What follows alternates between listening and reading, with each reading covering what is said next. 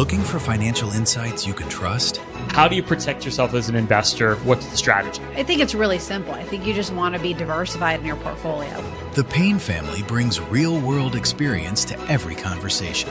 Well, I think that's the problem right now is, right, a lot of people that are close to retirement, they're taking so much risks. And if we do get a big sell-off, it could derail their retirement. Listen to the Pain Points of Wealth on the Red Apple Podcast Network. This episode is brought to you by Progressive Insurance. Fiscally responsible, financial geniuses, monetary magicians. These are things people say about drivers who switch their car insurance to Progressive and save hundreds. Visit Progressive.com to see if you could save. Progressive Casualty Insurance Company and Affiliates. Potential savings will vary, not available in all states or situations. The Stone Zone, entertaining and informative on the Red Apple Podcast Network. My name is Ken Matthews. Always a pleasure to be guest hosting for Roger in the Stone Zone on the Red Apple Audio Networks and 77 WABC New York. Here's the phone number. It's 800-848-9222. 800-848-9222. I am seeing this massive shift in awareness of the population. I took a survey. I went out on the street. I spoke to 3 people. I have the data I need to be called a scientist now. But all kidding aside, there has been an awakening. I think the awakening started probably a decade ago.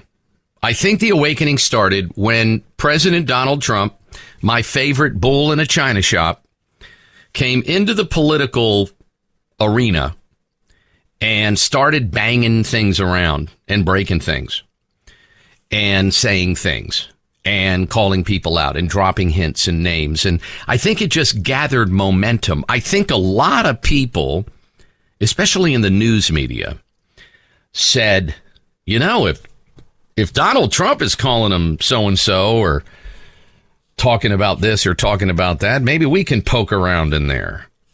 I think that's one thing that happened. And that was the alternative media.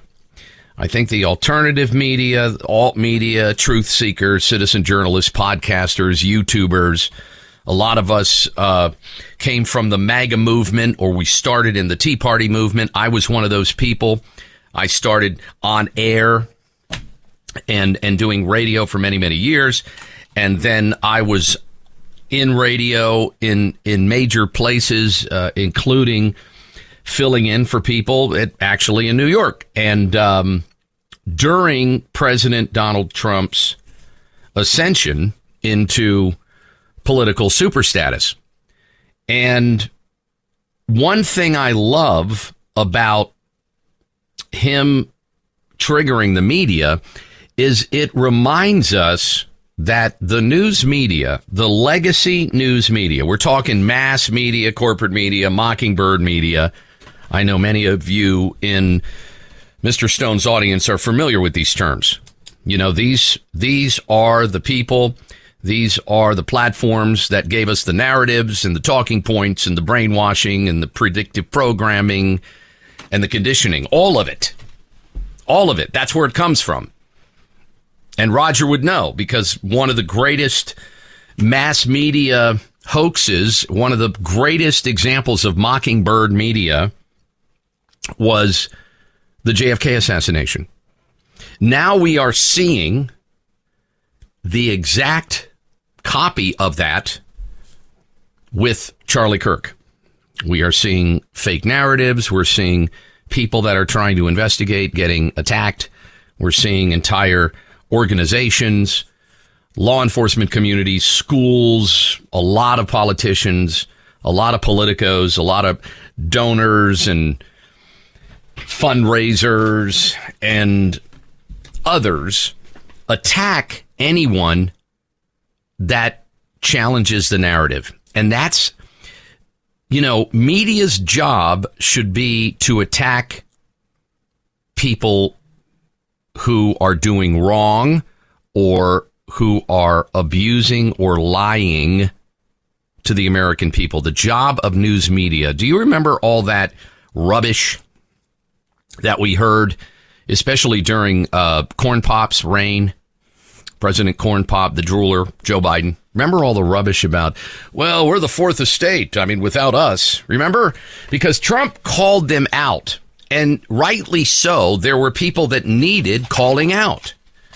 Because our entire country, at one time or another, I was guilty of it as well. And there's really nothing to feel bad about. If you were at a point in your life, in your political development, where you actually believed the news and the newspaper and the radio broadcaster. I mean, if you actually just unconditionally said, well, I heard it on CBS News. I guess it's true. Don't feel bad. There's nothing to feel guilty about, because there was a time when the men and women in mainstream media earned our respect, allegiance, and our trust. They have squandered it all. And it happened, it was happening gradually, but it really accelerated starting in 2015, when everybody poked fun at President Trump in 2015, except me. I endorsed him. In July of 2015, one of the first in Pennsylvania to do so. But anyway, the mainstream mocked him, and they tried to build up some of the other 16 candidates. Remember all that? Okay. That's when it started to erode, because once President Trump became a real threat politically, the fall of 2015, when internal polls started to leak out of the smartest woman in the world's campaign. You may remember her. She's the one that has, she has Bill Clinton's you-know-what in a lockbox. But Hillary, I think her name is. Is it Hillary? Yeah. So Hillary got wind that President Donald Trump in the fall of 2015 was actually polling quite well with black men, black women, and white women. Yikes. Uh-oh. I mean, that's like, is that not the bread and butter of the Democrat Party? And that could have been a fascinating, exciting time for the news media to earn credibility. But instead, there was panic. And starting in 2016 and right through Russiagate and this gate and that impeachment and this fake thing and that fake thing and the false flag of Jan 6 and what I believe is a stolen election that came down the road. All of that was an opportunity for the mainstream news media, the corporate legacy media, the people that we grew up with, the people that say, tonight, the full story on the news. And then you tune in, you go, well, that's bull crap. That's when they started to lose their credibility. And now mainstream media is a punchline. An MSNBC panel is a joke. It's something that you would make fun of on an SNL sketch or some type of comedy routine or satire online. Because we now realize that most of the people in that corporate machine owned by just a handful of companies are just acting. They're playing a role. They're playing a part. And that's their job. Their job is not to inform you. The job is to convince you, persuade you, control you, and if necessary, shame you, guilt you, or target you in a way where you're the bad guy. If you challenge a vaccine, if you challenge an election, if you challenge a Charlie Kirk assassination, which the story coming out of Turning Point USA is almost ridiculous. It's almost laughable at this point. And the more the news media tries to push back, the better it is for alt media, talk radio, truth seekers, podcasters, and YouTubers. Because they still haven't figured out. Good Morning America and the rest of them haven't figured it out. You've misread the room. for almost a decade, and it's caught up with you. It's caught up with you from the Middle East to the border to illegal immigration to Somalians that rip us off for billions of dollars. I mean, that whole illegal foreign national thing, that's been going on for decades. I mean, they were going after hotels in New York for decades. Quick funny story. I remember the one time I had my credit card, I guess they stole it or they took there was someone at the hotel I was staying at. I'm not going to mention that hotel, obviously. It's a very nice place. And someone there was part of a ring, and the ring was out of the country, but they had a few people in New York, and they would copy all the cards, and that's how they would get a lot of their money. And it was very easy to do at the time. Now, security's a little better now, etc. But this whole illegal foreign nationals coming in and taking advantage of our country and being criminals, it's nothing new. And the media is still kicking and screaming, even when they see the results of good policing, even when they see the results of ICE doing its job. Is there occasional overreach? Of course there is. You'll find that anywhere. But I would flip it back around and say, again, the question I've always asked, how many illegal foreign nationals are we allowed? Is there how many do you want? In your yard, in your house, in your car, in your bank. Illegal foreign nationals, many of whom are criminals. So again, we've had all these inflection points where the national news media, the legacy news media, the people that we used to believe, and now we just laugh at them when they cover when they cover an election or something, we laugh at them. You know, I saw Don Lemon talking with Ben Shapiro online at some whatever. It was, I thought it was a sketch. I thought it was satire.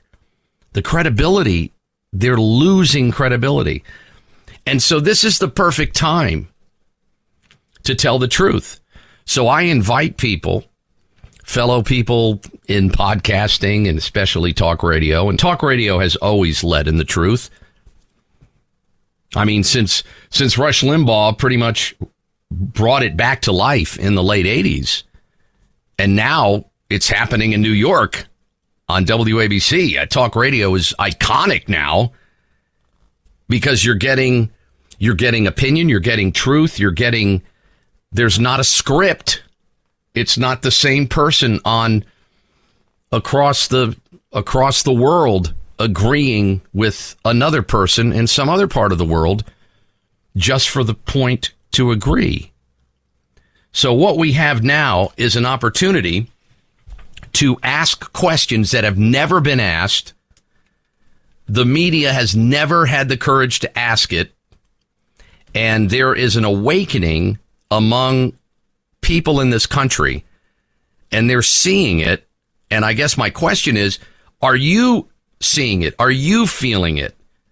Are you in that position where you have pretty much stopped listening to the majority of people that you trusted a decade ago because they've been so wrong so often? 800-848-9222. This is the Stone Zone, and my name is Ken Matthews. I'm looking forward to your calls. We'll be right back. Looking for financial insights you can trust? How do you protect yourself as an investor? What's the strategy? I think it's really simple. I think you just want to be diversified in your portfolio. The Payne family brings real-world experience to every conversation. Well, I think that's the problem right now is, right, a lot of people that are close to retirement, they're taking so much risks. And if we do get a big sell-off, it could derail their retirement. Listen to the Pain Points of Wealth on the Red Apple Podcast Network. The Stone Zone, entertaining and informative. On the Red Apple Podcast Network. The phone number is 800-848-9222. My name is Ken Matthews, and you can follow me or troll me on Twitter at Ken Matthews. I'm also on Truth Social If you really want to troll me, I would prefer Facebook. That's where a lot of the trolls live. But you can also get like cool selfies of like people at the beach and, you know, chicks with their girlfriends and stuff. Hey, how's it going? I just turned 40. I'm at the beach. You know, so, I mean, there's something for everyone on social media. Is there not? It is the Stone Zone on the Red Apple Audio Networks. Always fun to be in for Roger. This is a great audience. Once again, the number is 800-848-9222. And speaking of social media, I'm not going to mention this guy's name. He's gotten enough attention.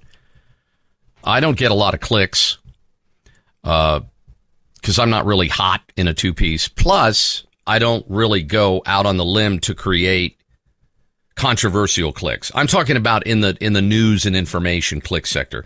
There's a lot of good people in social media, talented people that get, I mean, singers and dancers and, you know, fixer-upper guys and fishermen. There's just a lot of, truly, and I'm being serious, there's a lot of good content online. But some people just go online just to shock you, and I don't know why. But anyway, so a social media influencer, I don't know if you saw this story, handed out machetes and alcohol to homeless people in Austin, Texas, and New Orleans. And then he posted the video on Thanksgiving with the caption, "Keeping the homeless in the streets safe." And he has over 14 million views. There you go. I post like a great photograph or a very pithy comment, I get about 3 views. But you see, you know what I mean? It's just that, again, maybe if I handed out machetes, I don't know. Or, you know, maybe if I had nudity. I'm not going to do nudity either. And not just at my age. I'm not going to, you know. There's a lot of people that put stuff like that on social media, and then they put a thumbnail, and there's something in there, and you open it, boom, they got you. 14 million views. This is what the guy did. And I saw the video. He handed out machetes and alcohol to homeless people in Austin and New Orleans. So the first thing I would say is he was, they were his punchline, which I despise. You know, I don't mind if you're out doing shtick with college kids and things like that. But I think the homeless have enough to deal with without some asshat giving them a lethal weapon and more booze, when he could have just went out and bought them hot chocolate, hot coffee, a great meal. You know what I mean? And then he gave deadly weapons to a bunch of people. He armed a bunch of people that later in the day will be drunk. And God forbid someone dies because of this fool. But he got the views, didn't he? We'll be right back in the Stone Zone. The Stone Zone. Entertaining and informative. On the Red Apple Podcast Network. Well, it's nice to see you tonight. It is Friday Eve. I'm very excited. The weekend is coming up. 800-848-9222. My name is Ken Matthews. Please follow me on Twitter. It helps the algae rhythm. I think that's what the tech guys call it, the algae rhythms on Twitter and Truth Social. Again, you can also troll me too. That also gets some action on the algorithms. You can troll me on Facebook as well. There was just an announcement. I don't know if you saw this, but Kristi Noem just announced that they're going to ban now over 30 countries. Yes, there's going to be over 30 countries. Whether it includes France, I don't know. But, you know, there are moments where Frenchmen rub me the wrong way. I don't know what your thought is. I was going to do a poll, like what country would you like banned, but I thought that would be a bit divisive. So you can just think it to yourself or talk about it at work. If you could ban any 30 countries, what would they be?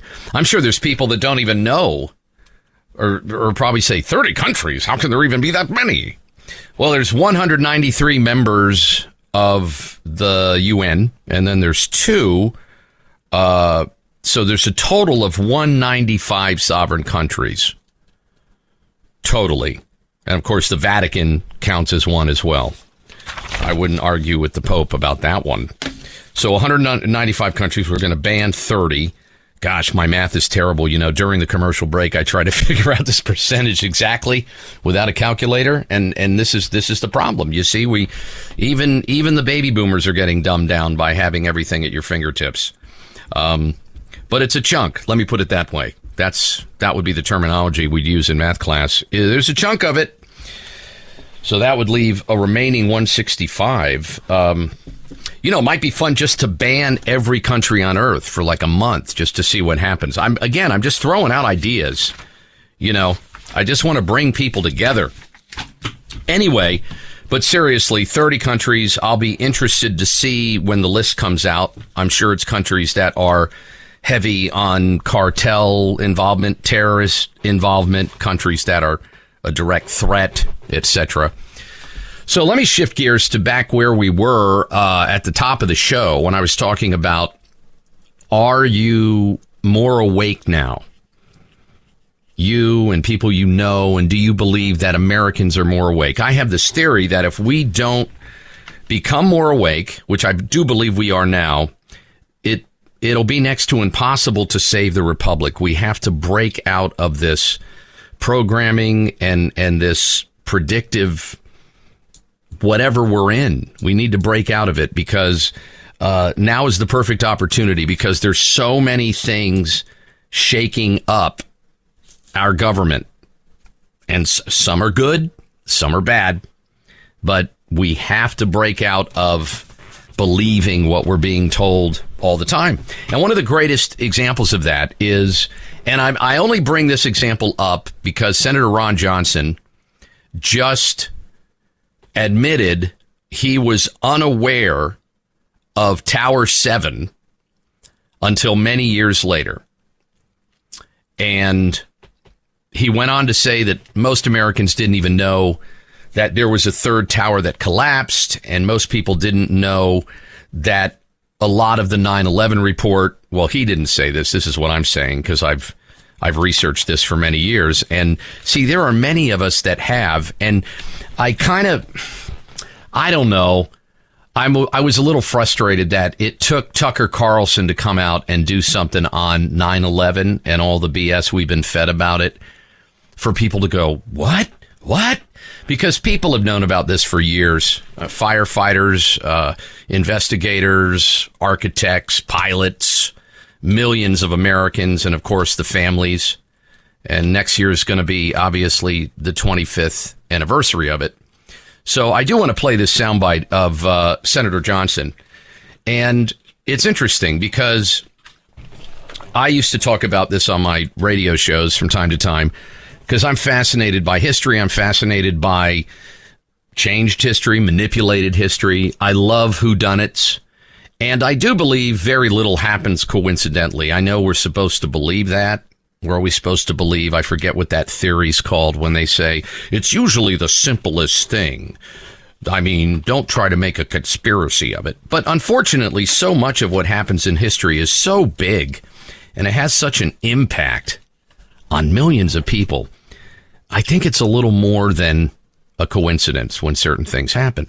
So when Senator Ron Johnson said what I'm about to play you, I was like, whoa! I got to share this with people because when I say it, or maybe when you say it at the picnic or something, they go, oh, here we go. This guy's crazy. Now we have senators doing it. But we've always had people in our government that have been concerned about the truth, but the liars and the cover-uppers just keep them from sharing it. So, and Ron Johnson was very open and active exposing the COVID scam as well. So, let's see where this goes. If anybody's if someone's going to mention it tomorrow, which, and when I say someone's going to mention it, I mean mainstream news. I mean, if a video of a senator was talking about this, you would think that if this was circulating, you would think that they would be on all the major news networks, right? Because it's a pretty big deal. It's not like, hey, Alex Jones said this. No, this is a senator. But, I mean, there are so many legitimate questions here that I don't mind asking. Like what? And it starts with Building 7. Yeah. I had never heard of it. First of all, we're describing why is it so difficult to talk about these things? I mean, why are these legitimate questions just quashed? And it's because there's something there. Okay. Wow. Finally.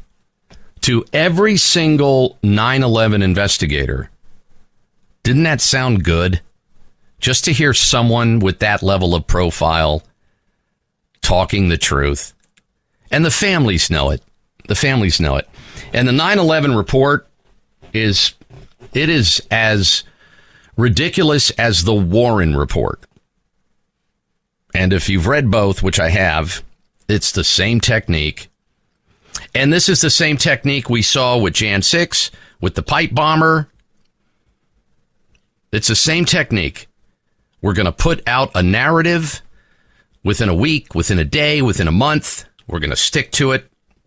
If anybody questions it, they will be isolated, shamed, humiliated, embarrassed, and unfortunately, depending on what country you're in, shot in the throat. Okay, there's something that has not been explained, but we're also getting creamed in the comment sections. Like, how could you guys not know about this? Right. Again, I wasn't a 9/11. But it's because it's been suppressed. Yeah. Thank you, Senator. A sitting U.S. senator that actually has credibility, ethics, morals, and dignity. Okay. Not that those of us that investigate this for the last 20 years don't have it, but I remember learning about this. I was in the Fire Academy in 2008, and we had a special facility at the Fire Academy in Pennsylvania, and two of the people that were retraining, one of them was on scene from 9/11, and the conversations were incredible. Plus, I was in awe because he was FDNY, which if you're a, firefighter anywhere, like I was in a very small township in Pennsylvania for a couple years, and it was very exciting. And then you meet someone that's a firefighter in New York. You're like, oh my gosh, this is big time. That's like meeting your favorite celebrity, because that's like the creme de la creme right there. That's the best firefighting. Just like I think they're the best police department as well. I still believe that. And even then I said, hey, can I ask you a question without you being offended? And we started talking about it. And then pretty soon he was retraining on fighting train fires and aircraft fires. And that was like beyond my skill level. So I only saw him during breaks and stuff. But he told me a lot of stuff that was covered up. And so have news people. And a lot of people in America know this now. And the families know it. And to see, I mean, this is not some senator that retired, 30 years ago, and he's out in the woods fishing in his cabin, and he's saying, you know what I thought? No, this is a guy, he's in his office, and he's bringing up what's called, and this shocks a lot of people in Washington and in the media, he's bringing up the truth. And that's what I meant about Americans are waking up.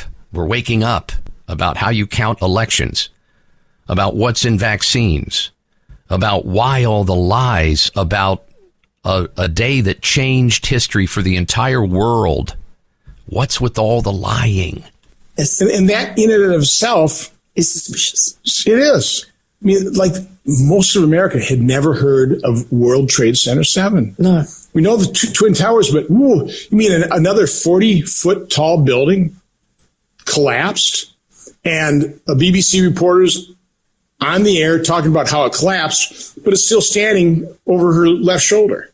See, what he's sharing with you now, you may be hearing for the first time, but that news is 20 years old. Those of us that started to investigate this, and I became awake to it in 2008. I was actually running a mayoral campaign in Pennsylvania as a campaign manager, and one of the people working on the campaign was fresh back from Middle East fighting, combat vet, and we were driving back from Philadelphia one night, and we started talking about this in the car, and I mentioned 9/11, and he said, oh, dude, don't even get me started. I go, what do you mean, don't get you started? And then he had a small business, and in the back of his business, he had an office, and he had all this documentation and research and video, and I was hooked. So in 2008, I would say that was my official awakening to, oh my God, these people lie like there's no tomorrow. It's just lie after lie after lie. And, but in the mainstream media, legacy media, they won't touch it now. And it's so funny because some of the legacy media that we're familiar with, they were all over it the first few days because I have all the video. So does every other 9/11 researcher. I've had pilots on my show, and architects and firefighters are my favorite because they just get it. They don't have any political agenda.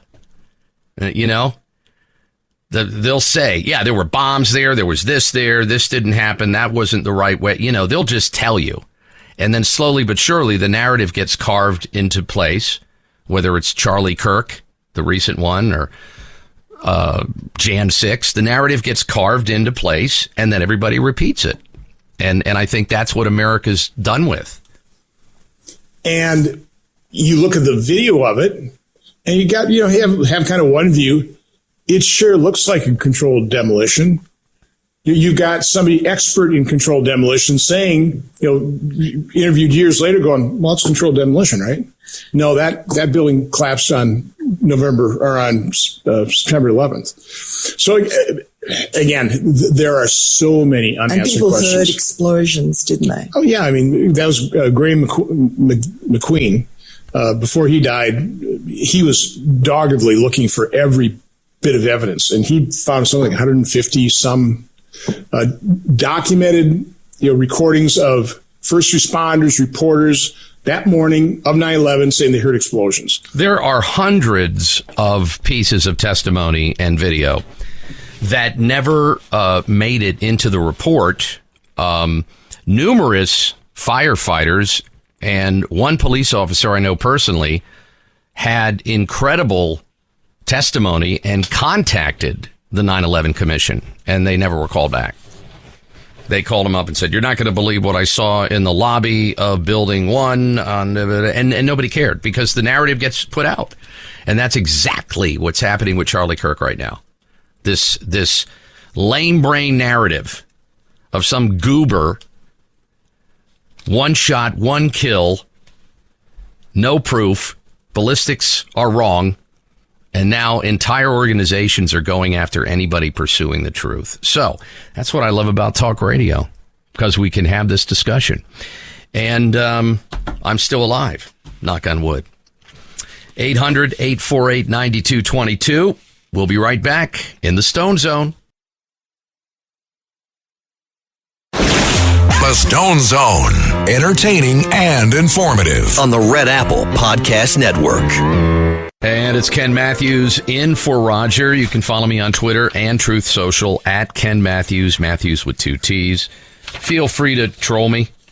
People enjoy that. I like it too, from time to time, if you'd like to. I'm just noticing how, no matter how you expose the left, they just double down. They have that ability to double down. I just wish, those of us that are pursuing the truth, many of us on the right, I'm presuming you're leaning right if you tune into Mr. Stone's show and you pursue the truth. I just wish we could double down on the truth the way the left doubles down on the propaganda. Massachusetts Democrats are proposing another transgender commission to push gender ideology throughout the state. A bill introduced by Democrat lawmakers in Massachusetts creates a commission of, here's the commission, everybody. The commission's made up of transgender persons and activists to ensure the LGBT agenda is carried out in all sectors of public life. Let that sink in for a second.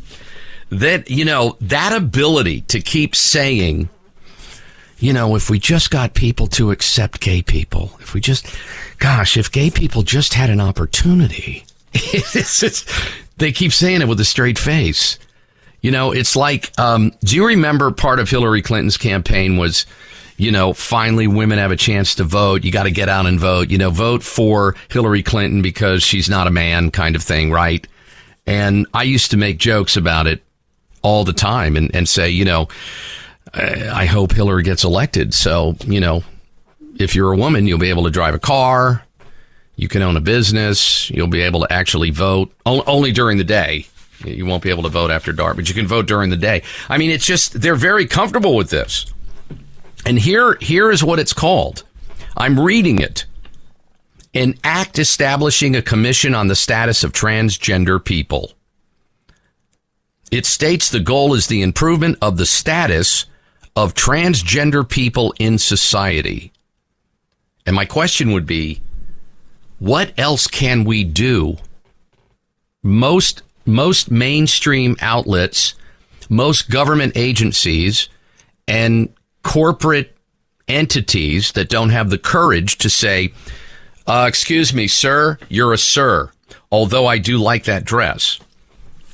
You see that they're playing along with it. I mean, you've got basically the LGBTQ movement, the transgender movement, actually, because I like to make sure it's important people know they're separate. I know they combine them, and I feel terrible because everybody hijacks someone else's movement.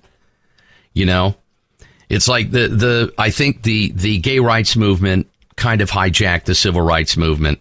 The civil rights movement, how it all started and where it ended up and how it should have progressed and has and should continue progressing, right? And then the gay rights movement, which I don't know anybody that was against that, because I couldn't care less what your sexual preference is, as long as you're not in a classroom. That's all I ask. I think whatever you're into as an adult, just keep it away from people under 18. That's all we ask. I don't think that's a big ask, really. And don't penalize me, Bruce Jenner, if I still have refused to call you whatever chick name you have, because I know you as Bruce Jenner. So I don't know how much more accommodation we can do here. I mean, we've played this game. We've put men that look like women on top of women's list, that on different magazines. We put men that are pretending to be women on the top, CEOs, top female CEOs. And we've done such a disservice. Again, I don't know how much more we can do. What are you going to do in Massachusetts? Are we just going to ban the word man? Look what we did to sports. The fastest gal in Connecticut is a man. I'm Ken Matthews in for Roger Stone. Have a great night. Thanks for listening. Thanks for listening to The Stone Zone with Roger Stone. You can hear The Stone Zone with Roger Stone weeknights at 8 on 77 WABC. If you like the podcast, share it with your friends and listen anytime at WABCRadio.com and download the WABC Radio app. Hit that subscribe button on all major podcast platforms. Plus, follow WABC on social on Instagram, TikTok, Facebook, and X. See you next time for a new episode, so you never have to wonder, what the heck is going on here? This is Roger Stone. The holidays are here, and it's the time of year when travel, crowds, and cold weather mean one thing. Everybody's getting sick. And in moments like this, you don't want to rely on the bureaucracy, the nonsense, or the slow-moving medical machine. You want control. You want to be prepared. You want options. That's why I want to tell you about All Family Pharmacy, a company that actually puts you in charge of your health. You can go to allfamilypharmacy.com/stone, place your order online, and a licensed physician reviews it. Once approved, your medication ships directly to your doorstep. Fast, private, and secure. So whether you're looking for ivermectin, antibiotics, or everyday maintenance medications, All Family Pharmacy now has you covered. No waiting rooms, no runaround, no interference. This holiday season, don't gamble with your health or your family's health. Stay prepared, stay protected, stay in control. Visit allfamilypharmacy.com/stone and now save 10% with code STONE10. Take charge of your health because nobody cares about your freedom more than you do.